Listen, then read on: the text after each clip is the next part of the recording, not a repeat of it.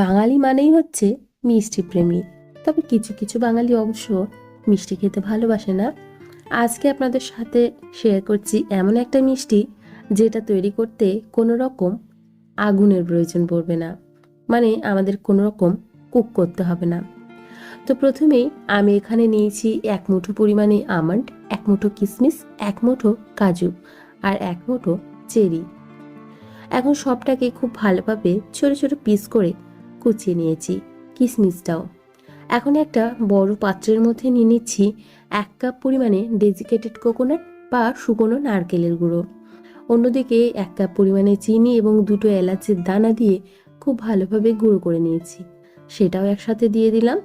দিয়ে দিচ্ছি এখানে ওই 1/2 কাপের থেকে একটু বেশি গুঁড়ো দুধ। এখন খুব ভালোভাবে এই 3টে উপকরণকে একসাথে মিশিয়ে নিয়েছি। এখন দিয়ে দিচ্ছি সামান্য একটু পরিমাণে ফুড কালার।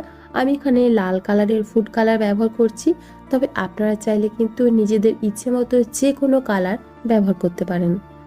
দিয়ে দিলাম এখানে সামান্য পরিমাণে দুধ, ওই 1/3 কাপের মতো দুধ আমি এখানে ব্যবহার করেছি।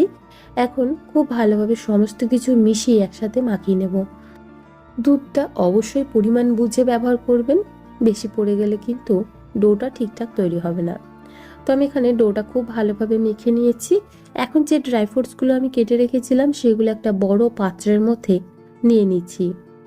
তো সমস্ত ড্রাই ফ্রুটস আমি নিয়ে নিলাম। আপনারা কিন্তু নিজেদের ইচ্ছে মতো যে কোনো ড্রাই ফ্রুটস এখানে ব্যবহার করতে পারেন, চাইলে এখানে পেস্তাও ব্যবহার করতে পারেন। আমি এখানে অল্প একটু পরিমাণে দিয়ে দিলাম যে ডোটা আগে থেকে তৈরি করে রেখেছিলাম, সেই ডোটা এখন খুব ভালোভাবে মাখিয়ে একটা মণ্ড তৈরি করে নিয়েছি। দেখুন, এটা মিষ্টির ভেতরে স্টাফিং তৈরি হয়ে গেছে। এখন যে ডোটা তৈরি করে রেখেছিলাম সেটা নিয়ে নিলাম। এখন হাতের সাহায্যে খুব ভালোভাবে অল্প একটু ছড়িয়ে নিয়েছি, আর একটা প্লাস্টিকের ওপরেই আমি নিয়েছি। আপনারা চাইলে এখানে কিন্তু বাটার পেপার ব্যবহার করতে পারেন। এখন একটা বেলার সাহায্যে খুব ভালোভাবে সুন্দর করে বেলে নিয়েছি একটা চৌকো শেপ।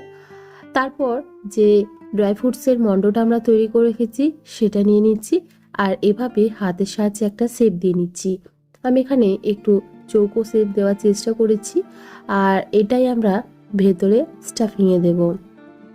তো দেখুন, খুব ভালোভাবে আমি এখানে চাপ দিয়ে দিয়ে চৌকো শেপ তৈরি করে নিয়েছি। এটা মিষ্টির ভেতরে দিয়ে দিলাম। এখন খুব ভালোভাবে আলতো হাতে আমি এটা ঘুরিয়ে রোল করে নেব। তো দেখুন, বুঝতেই পারছেন কতটা সহজ। হাতে 10 মিনিট থাকলেই আর সমস্ত উপকরণ রেডি থাকলেই কিন্তু খুব সহজেই মিষ্টিটা তৈরি হয়ে যাবে। তো দেখুন, খুব ভালোভাবে রোল করে নিয়েছি।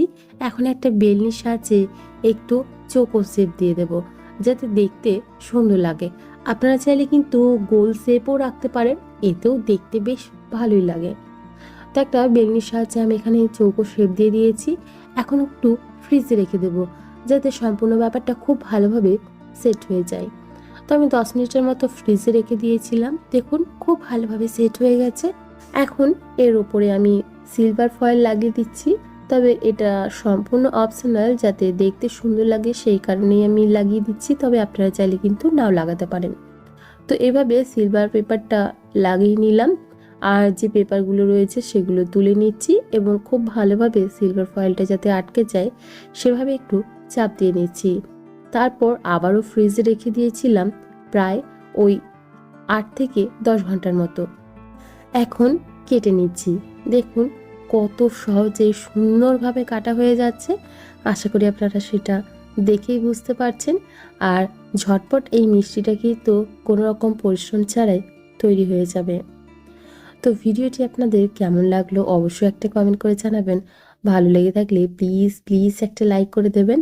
এইভাবে আমাদের অনেকগুলো মিষ্টি কিন্তু তৈরি হয়ে যাবে। আপনারা যে কোনো অকেশনে এই মিষ্টিটা তৈরি করে নিতে পারেন। দেখুন তো কতটা সুন্দর লাগছে দেখতে।